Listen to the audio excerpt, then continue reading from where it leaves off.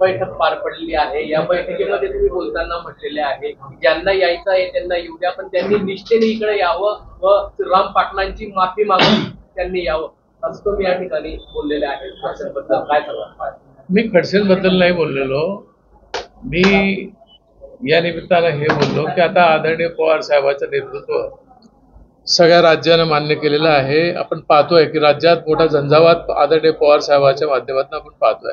ज्या जिल्ह्यात जात आहे तो भाजपचा असू दे, अजितदादा पवाराचा असू दे किंवा शिंदे गटाचा असू दे, ही सारी मंडळी आदरणीय पवार साहेबांच्या नेतृत्वात काम करायला तयार आहेत। सगळीच लोक उमेदवारीसाठी किंवा तिकिटासाठी असं नाही, पण पवार साहेबांचा एक उत्साह आणि त्याची काम करण्याची पद्धत हे पाहता एक झंझावात पवार साहेबांचा निर्माण केला आहे। 4 दिवस ते आता 3 दिवसापासून कोल्हापूरला आहे।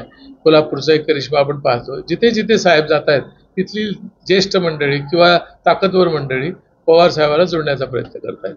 आणि म्हणून मी असं म्हटलं की साहेब कोणी येत असेल त्याचं आपण स्वागत करतो, पण आमच्याही कार्यकर्त्याच्या अपेक्षा या असतात की जो येतो त्यानं प्रामाणिकपणानं आलं पाहिजे, निष्ठेनं राहिलं पाहिजे। ज्यांना साहेबांनी प्रवेश दिला त्यांनी निष्ठा आणि त्याचं काम काय केलं हे सगळ्या जिल्हा पातळीवर, राज्य पातळीवर। त्यामुळे मी कोणाचं वैयक्तिक नाव घेऊन बोललो नाही। आणि आज काही लोकांना यायची इच्छा असेल तर ते का आता येऊ इच्छितात हा देखील मोठा प्रश्न माझ्यासारख्या सामान्य कार्यकर्त्याला पडतो। जो मला पडतो तो माझ्या कार्यकर्ते पण मला विचारतात की हे यायचं म्हणतात, ते जायचं म्हणतात।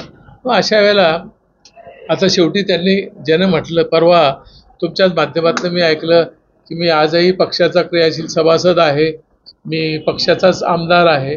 आता या साऱ्या गोष्टी ज्या आहेत आता विचार त्याच्या पुढे जाऊ शकत नाही। आता हा प्रश्न खऱ्या अर्थानं त्याचं उत्तर आदरणीय पवार साहेबांनी द्यायला पाहिजे किंवा आमचे प्रांताध्यक्ष जयंत पाटलांनी द्यायला पाहिजे की ते पक्षात आज आहेत का नाही आहेत, ते त्यांना प्रवेश मिळतोय का नाही मिळतोय। आज मला असं वाटतं की जे बोलतात त्यांची निष्ठा आज कुठे आहे त्यांनी सुद्धा सिद्ध केली पाहिजे। एकीकडे ते बोलतात की मी राष्ट्रवादीकडे आहेत आणि दुसरीकडे ते म्हणतात की मी 4 दिवस पक्षात अजून वाट पाहतो। म्हणजे काय, उद्या जर भाजपवाल्यांनी सांगितलं की नाही तुम्हाला आम्ही घेतलेलं आहे तुम्ही या, मग इकडचा प्रवेश बंद होईल का? किती राजकारण करावं याला सुद्धा सीमा असतात। त्यामुळे प्रामाणिक कार्यकर्ता इकडचा तिकडचा उंबरठा ओढताना 10 वेळा विचार करतो, पण काही लोक ज्याला इतकं मिळालंय ते विचार करत नाही, सहज बोलून जातात। त्यामुळे जिल्ह्यामध्ये अनेक प्रश्न निर्माण होतात। आणि म्हणून मी बोललो की यायचं असेल तर ज्या माणसाशी आपण वेगळ्या विचारानं वागलो त्याला पाडण्याचाच प्रयत्न केला, मग त्याचा बी तर उद्या आत्मा दुखावेल का नाही यांच्या वक्तव्याने की मी आदरणीय पवार साहेबांचा निष्ठावान म्हणून राहिलो, त्या ठिकाणी लोकसभा लढली आणि अचानक परत कोणीतरी सांगत असेल की मी आज राष्ट्रवादीचाच आहे आणि मग तो ज्याने निवडणूक लढली त्याचं काय स्थान आहे, त्याच्या मनात ज्या यातना झाल्या त्याच्या विरोधात जे केलं गेलं आहे त्या कसा तो विसरू शकेल। म्हणून मी बोलताना असं म्हटलं की ज्यांनी हा शब्द वापरला त्यांनी श्रीराम पाटलाची पण माफी मागावी। कोणाचं नाव घेऊ? मी कशाला तुम्हाला माहिती आहे सगळं, मी कोणाचं नाव घेऊ? तुमच्या बोलण्याचा रूप कोणाकडे? अरे सगळा मीडिया जाणतो कोणाकडे होता तो।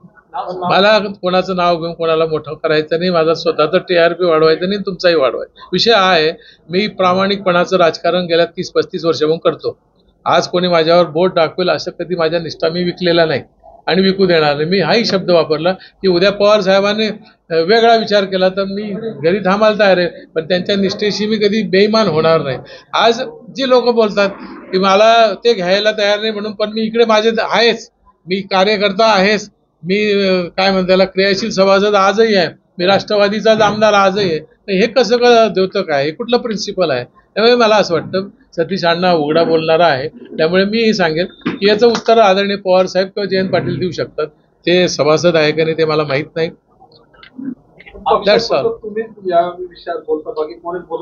ज्याचा त्याचा प्रश्न आहे, मी काय बोलतो मला असं वाटतं मी पूर्वीपासून माझा हा स्वभाव राहिलेला आहे। अनेक अंगावर लोकांना घेतलं, मला त्याचा त्रासही झालाय, मला कधी कधी पराभवही काही लोकांमुळे पत्करावा लागलाय, पण मी त्या गोष्टीची कधी चिंता करत नाही। मला समोरच्या माझ्या कार्यकर्त्याला हेच सांगणं होतं की तुम्ही निष्ठेने राहा, अंगावर काही आलं तरी त्या संकटाला डगमगू नका, कोणाच्या याच्यावर आपण चालत नाही। आपण जर साहेबाला नेता मानलाय तर त्याच्या विचारांना आपण वागलो पाहिजे। आज या ठिकाणी अजून विषय